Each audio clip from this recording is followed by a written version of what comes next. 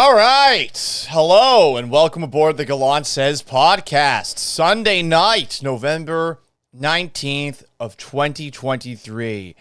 I am Paul Gallant. You can watch this live, youtube.com/Paul Gallant and twitch.tv/Gallant Says. It's also available wherever you get your podcasts. Apple, Spotify, Google, Stitcher, and SoundCloud. You ever have a question? gallantsays@gmail.com. So, nice day for the Houston Texans, who got their third straight win today, 21-16 over Kyler Murray and the Arizona Cardinals. Take a look at the Cardinals' record, 2-9 team, but they are much better and have much more of a pulse with Kyler Murray out there. So with that in mind, even though there were some hiccups in this game, my biggest takeaway from today was that this was DeMeco Ryans' best game coaching the Houston Texans to this point. Why? Well, you have been hearing them talk about the word swarm a lot. I mean, it's kind of overplayed. But when you're going up against a guy like Kyler Murray, who I affectionately call the Catman because he's not just small, quick, fleet of foot. He's also got some, I think, cat-like personality traits. But against a guy like that, all 11 guys on defense have to be aware. They have to make tackles. And I thought the Texans did a great job handling Kyler Murray today. That's a good quarterback. Only 214 yards, just one touchdown, that deep 48-yard touchdown pass where Rondale Moore slipped behind Jalen Petrie. They sacked him 3 times. They deflected 7 of his passes. They hit him 6 times. And look at all the guys who contributed on defense. I thought Christian Harris was the best Texans defender in this game. 5 tackles, a tackle for a loss. But Blake Cashman deserves as much praise. Blake Cashman had 19 tackles in this game. 19! To the point that when we went into the Texans locker room after the game, and we were talking about the numbers that Cashman had put up with Christian Harris, and Christian Harris backed up and said, Jesus Christ.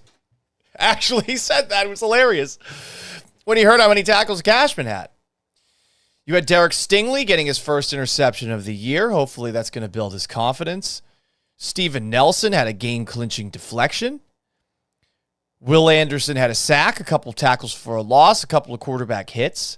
The Texans defense swarmed to the football all game. And yeah, there were some moments where the tackling wasn't great, but I thought that they did exactly what DeMeco Ryans wants them to do. And in a game where the offense in the second half fumbled and threw away a lot of opportunities, someone had to be the backbone. And I think in weeks past, when you've seen the Texans defense do well, say against the Pittsburgh Steelers, you've been able to point at the quarterback situation for the other team and say, okay, but I mean, it's Kenny Pickett, or it's Derek Carr with the Saints, you know? Where here, this was a great effort against a mobile, good quarterback, and all game long, I just thought they did a great job.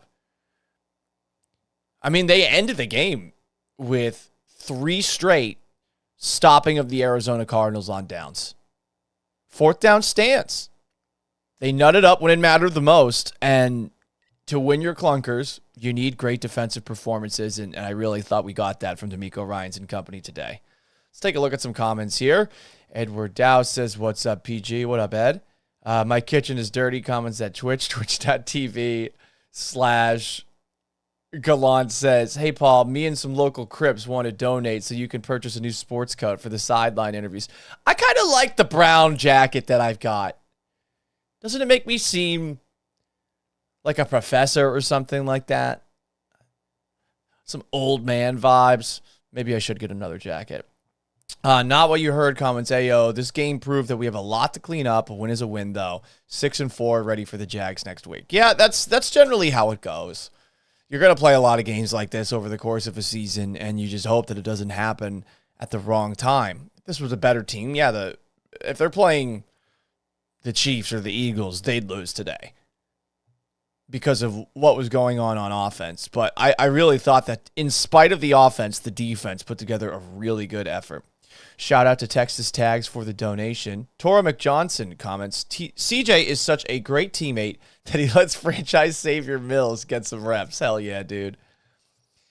Rick Young says the Texans defense won this game for us. It's nice to know we can win a game like this. Texans are for real. Tank Dell and CJ Stroud are stars, and Stingley had a great game today. Stingley did do well. Now, that interception, we got to admit, that interception was underthrown. But Stingley made a hell of a play on the ball to catch that. He looked like a wide receiver on that play. Rick Hagwood says this should have been a statement 42-16 game, but I'll take the 21-16 win. Yep, still waiting for that massacre, that murder. I was calling for that on Friday. I want a body bag. I want death. I want destruction. But, yeah, didn't happen today.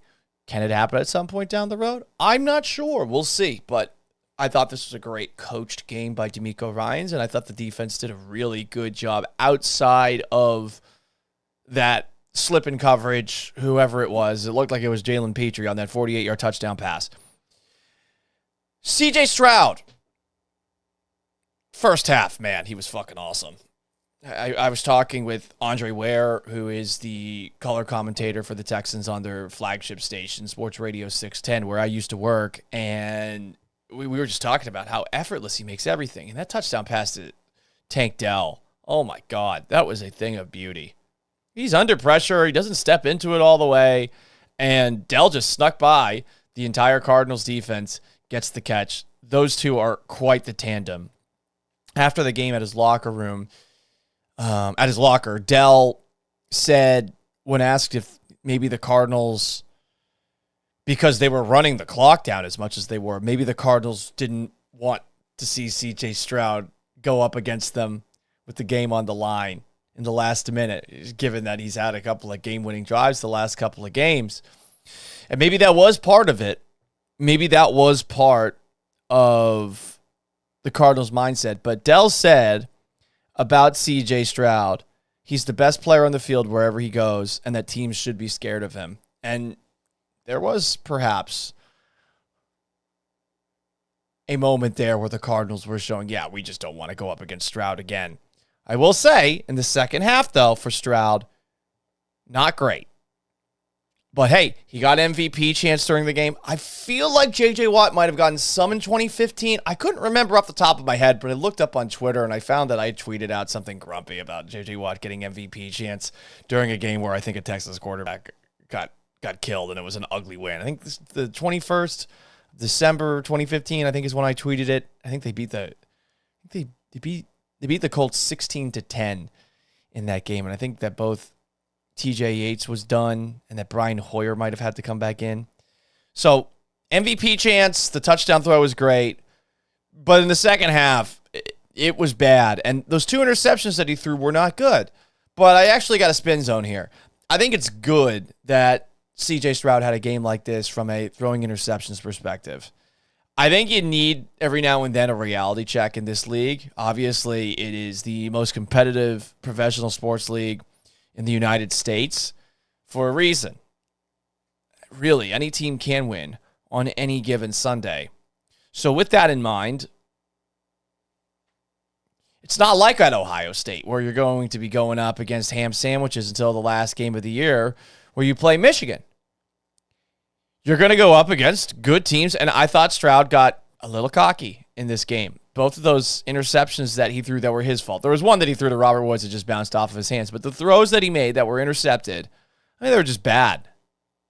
I don't know what he was doing throwing to the left side of the field on that interception on the out route. And the one in the end zone as well that he threw into triple coverage on the back line. That was terrible. So I'm hoping that CJ Stroud is going to take those specific moments and learn from them. And I think he will. I think if we've seen anything from CJ Stroud is that he learns quickly. I think from preseason game 1 to preseason game 2 to preseason game 3, you really saw it the most. That's where we saw, I thought, the most growth game to game. And once the season has begun, I mean, it has looked so easy for him at times. There was a moment in the first half, I was looking over to Josh Beard, who hosts Connor and Beard, which is right after me on ESPN 97.5. And I remember saying to him, like, when was the last time they punted? Can you imagine you're saying that about the Houston Texans? It was starting to come really easy to him. But in the second half, not so much. It started with the missed field goal. And from there, the Texans' missed opportunities did allow Arizona to potentially have a chance at winning it. I'm curious if he was concussed, because I think Stroud got hurt early in the second half, and he was slow getting up, and he came out for a play. Davis Mills came in. I'm wondering if something happened there. His bell was clearly rung, and you got to wonder about the NFL's concussion protocol, especially when it comes to protecting a quarterback. Now, the quarterback has to potentially, in a situation like that, come out of a game, and I think for the most part, they're all going to try to find a way to fudge whatever test is being done. The quarterback I'm talking about, because they want to get back out on the field. They feel an obligation to be out there, play for their teammates and stuff. But I'm wondering if that happened, and I'm wondering if that perhaps was a cause of some of Stroud's poor throws, those two in particular, in the second half. What else do we have here? A couple other things. I don't know how many people went to go see the game at NRG Stadium, and maybe you can speak to this better than me. But the crowd, once again, seemed to be late arriving. Or no one came, but it said it was a 98%, 99% sold stadium. But it seemed like there were a lot of empty seats. And I was a bit bummed out by that. You would think after beating the Bengals that even a game against the Cardinals that people will come out. And people aren't going to NFL games, I think, as much maybe. Like, not saying attendance is down, but I think less people want to go to these games because of how awesome TVs are. You could watch these things at home. You don't have to drive. You don't have to pay for parking. You don't have to pay for concessions, all that stuff. But it did feel like the crowd got there late. The MVP chance at the very least made up for it. Dalton Schultz sliding touchdown reception was fucking hilarious. How did the Cardinals not tag him? Did he not know the rules? But he slid a good 6 yards. Looked like a Madden glitch there. What else happened? There are a couple of moments where I'm trying to figure out how hard it is to be a referee. Because there were a couple of moments that they confused the shit out of me. Remember when DeMeco Ryans challenged that reception over the middle, which was clearly an incomplete pass. And I think that the team, they forgot like the down and distance that it was on that play, the referees, and there's this long, awkward pause afterwards, and we're trying to figure out what the fuck was happening. And then on that muff punt, which I'm pretty sure by rule, that should not have been Texans' ball. Like, I saw the replay, and I know a lot of people said that it went off of the Cardinal player's elbow, but I think it hit the Texans' special teamer first before it hit the Cardinal. And if it hits him first, then the ball is dead, I think, essentially, as far as being able to fumble it away. That's why you'll see every now and then on a punt, you will see like a player sit around the ball, and if somebody downs the ball, like, and just leaves the ball there, you are technically allowed to pick it up and advance it, and there's no chance of you fumbling for whatever reason. I'm not 100% sure why the rule is what it is, but it did look like that ball bounced off of a Texan, I thought, first before it hit that Cardinal player. Could be wrong. Obviously, the camera angles with CBS, you never know what you're going to get. But the referees, I don't like that they're confusing me as much as they have over the last couple of weeks. Anyway, more comments here. YouTube.com/Paul Gallant. Jonathan Garcia says, how about that crowd today showing up and showing out? I mean, the ones who showed up. But I don't know. And I wasn't in the bowl, so I couldn't hear the actual crowd. But it felt like people showed up late, and it also felt like there were still a lot of empty seats when the game began. More comments here. YouTube.com/Paul Gallant. Twitch.tv/Gallant says. Rick Hagel comments, we need to give Emily Harrigan a tryout at kicker. She is lights out at 50-plus yards. Yeah, look, I don't know a fucking thing about her. I have no idea who that is. All I know is that if you were to bring in a lady kicker onto your team, even if she's really good, Jesus Christ, that would be a distraction and a half, I would think, for the locker room. I think people would get over it eventually, but yeah, I think it would get old. Perhaps a little bit quickly. Sucks for the lady kickers out there. Some of them I'm sure are actually good, but yeah. More comments here. YouTube.com/Paul Gallant. Twitch.tv/Gallant says, Rick Young comments on YouTube. Devin Singletary with 200-yard games in a row. I guess he's our starting running back now. Well, we'll see what happens when Dameon Pierce gets back, but it's very clear that Devin Singletary is just a much better fit in this offense, what Bobby Slowick's trying to run, than Pierce is. It's not to say Singletary's a better player. I think the system is just better for Singletary. I think Pierce is more talented as a runner. But, yeah, you have two games like this. Great.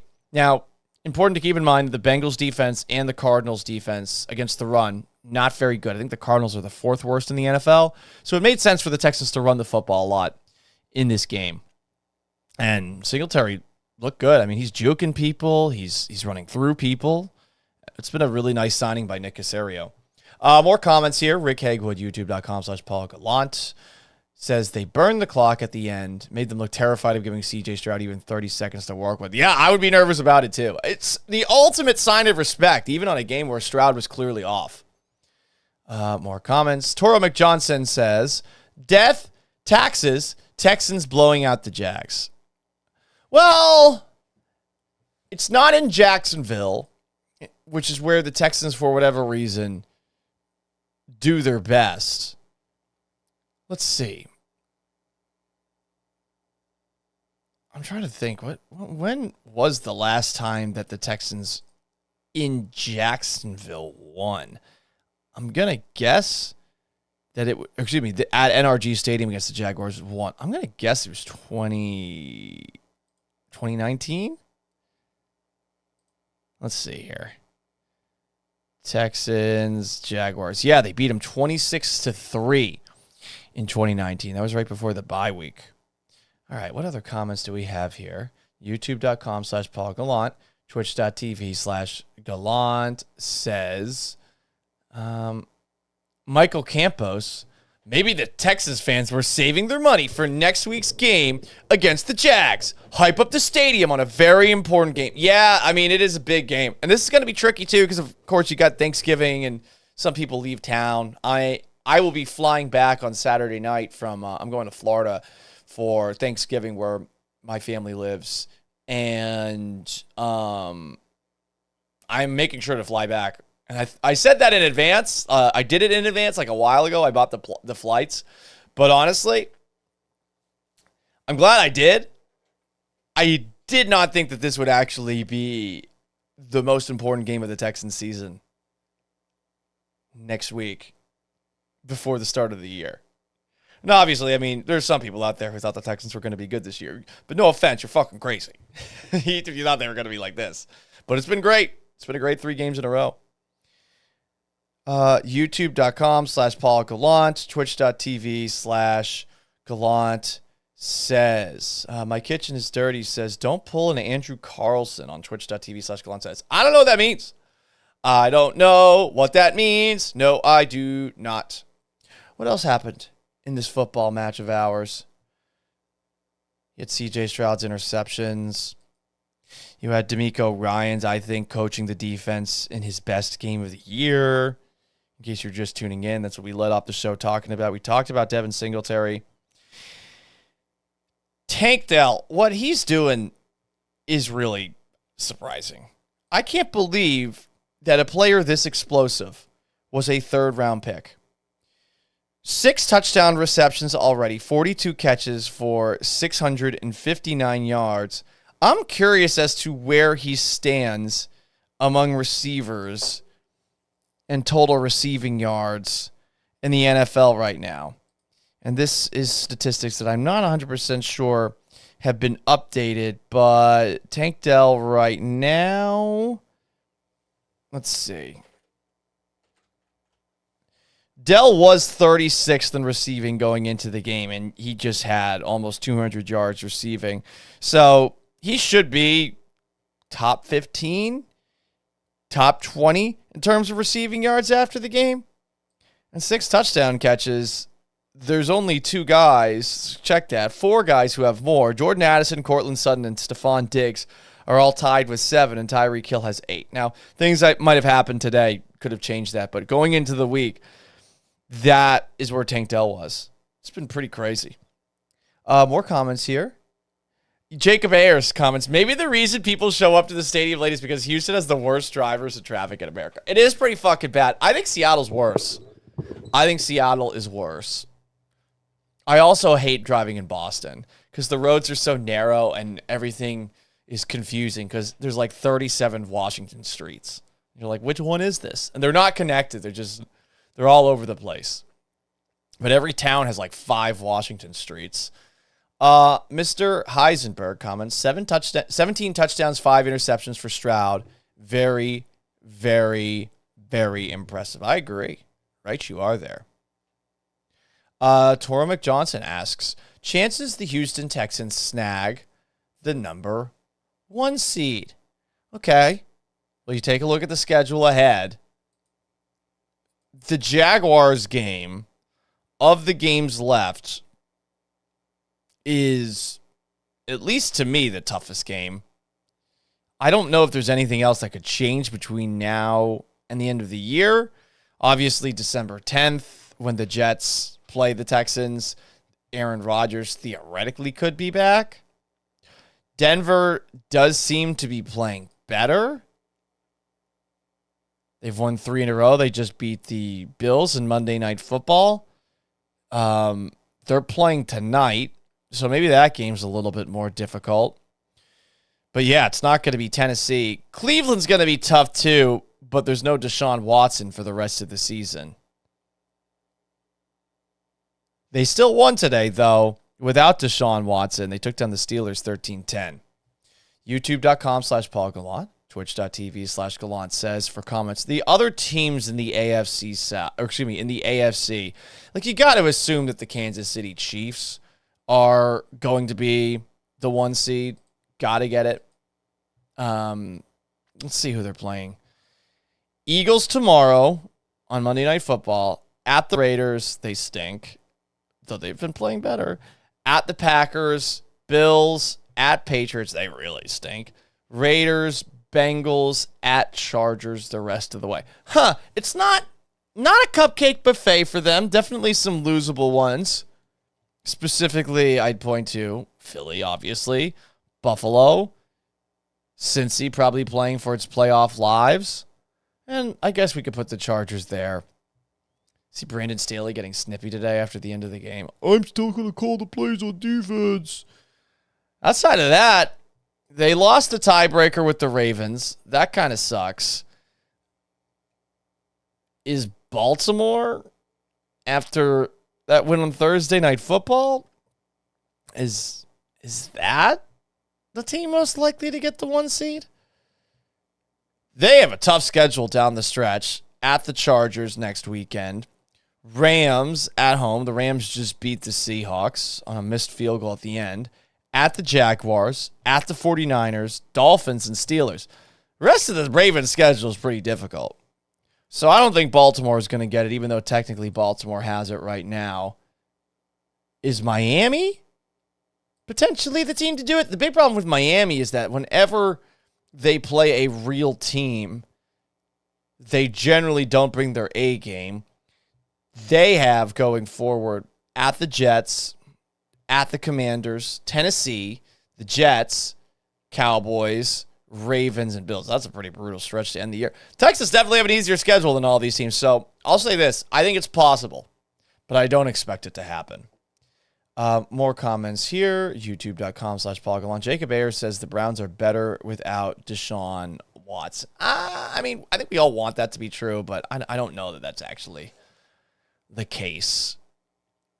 Watson looked really, really good in that second half, where I guess his shoulder was fucked up. He was 14 of 14. I think that going forward, that would have been probably more likely what to expect out of Deshaun Watson, but now who knows what's going to happen now with him in Cleveland. Mr. Heisenberg says, the Browns defense is very gnarly. Can't wait to see what CJ Stroud will do against them. We'll see. I am a little nervous about Stroud's health coming out of this game. The more I think about that play where he got hit and he was slow to get up and he came off the field for a second, obviously it wasn't anything that was a massive problem, but there was a hushed silence that came over the crowd at NRG Stadium. And why wouldn't there be? I mean, Stroud's the one making this whole thing happen. But today was a DeMeco Ryans day, and the Texans won a clunker. Tora McJohnson says the Steelers are useless sacks of shit. I agree. I agree very much so. One of the things that always was very annoying as someone who grew up a Patriots fan was the amount of praise that the Steelers got. I was always like, wait, is Bill Cowher really a good coach? Why does everyone talk about Bill Cowher as if he's some sort of good coach? He gets praised a lot. And I mean, it's not to say he was bad, but I mean, he won one Super Bowl, and they only got there because Mike Vanderjagt shanked a field goal. And on top of that, well, we're still talking about that Steelers team. They got to the Super Bowl against the Seahawks, and that might have been like the most rigged seeming Super Bowl ever. I've never seen a more poorly called Super Bowl than that one. That one was bad. Ask any Seahawks fan about it. They'll lose their mind about it. All right, guys. As far as anything else happening in the NFL, looking at some of the other scores, pretty interesting to see yet again that Bryce Young is throwing for less than 200 yards and getting sacked a bunch in a 33-10 loss to the Cowboys. I mean, CJ Stroud's just running away with the best rookie quarterback of the year, which will likely get him the Rookie of the Year award. Jacksonville did get back on track. They had not been playing great. They beat Tennessee pretty convincingly, 34-14 today. I didn't see any of the highlights. I'm just looking at the numbers right now. It looks like they never really were able, Tennessee, to settle in. They were down, the Titans, 13-0 at halftime. Will Levis, 13 of 17 for 158 yards, 2 touchdowns he threw in the game. Honestly, you take a look at the numbers, and it seems like the Titans had almost no time of possession. 36-23, the time of possession battle. And the Jaguars ran the ball 36 times. Jesus. 36 times for 128 yards. It's not great. Still waiting for that big performance by the Jaguars offense.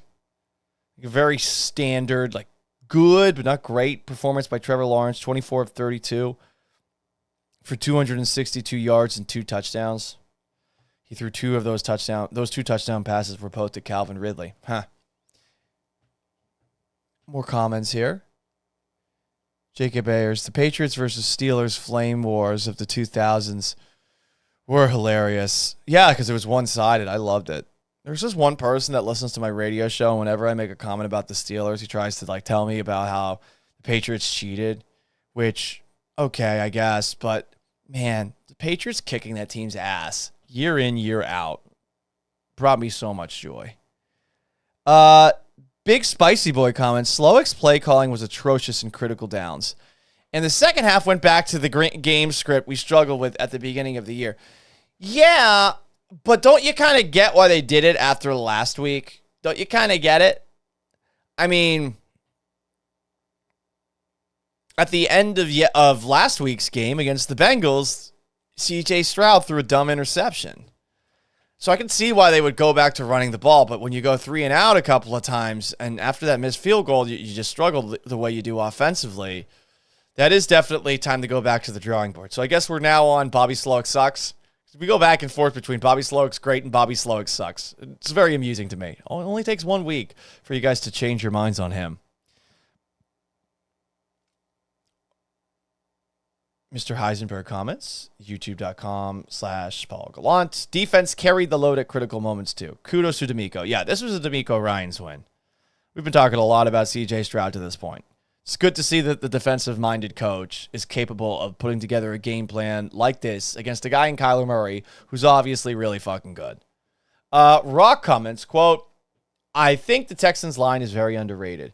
You watch the game and CJ Stroud is mostly just chilling in the backfield waiting for receivers to get open. I don't think it's underrated at all. It's a very expensive offensive line. You have Laramie Tunsil at left tackle. You got Titus Howard playing left guard, which has been a bit of an adventure. Shaq Mason's at right guard. You have some names there. It's more like you've had to overcome all the injuries on the interior, specifically at center, at left guard too. So I think it's properly rated, and I think that they have done their job the last couple of weeks very well, and they have started to figure out how to run block. Here's the thing with Texans, with all Texans offensive linemen in over history. The units that gelled the best were the ones that were together the longest. Go back to 2011. That's when the Texans offensive line was at its best. What was the offensive line? You had Chris Myers at center, Wade Smith at left guard, Mike Brizell right guard, Eric Winston was right tackle, Dwayne Brown was left tackle. That offensive line was the best one in Texans history. And it's hard to get that kind of a rapport because you all have to play with each other a lot. But they are improving, which is a great sign. And they do deserve a lot of credit for that. You know, that was a great game by Devin Singletary. And Singletary deserves a lot of the credit, but the offensive line has definitely stepped up the last couple of games. Anyway, guys, that's going to wrap things up. Appreciate y'all for stopping by. You'll hear me talk about this more on the radio tomorrow from 10 to noon, ESPN 97.5 and 92.5. That show has a podcast. This show has a podcast. If you haven't already, please subscribe on YouTube or on Twitch. Like the video on YouTube. And if you're a podcast person, you can get it wherever you get your podcasts, Apple, Spotify, Google, Stitcher, and SoundCloud. Texans are 6-4. How a fucking about that? So long, farewell, have yourselves a wonderful rest of your weekend. And if I don't see you on the next stream, which we'll probably do tomorrow night, have a wonderful thing.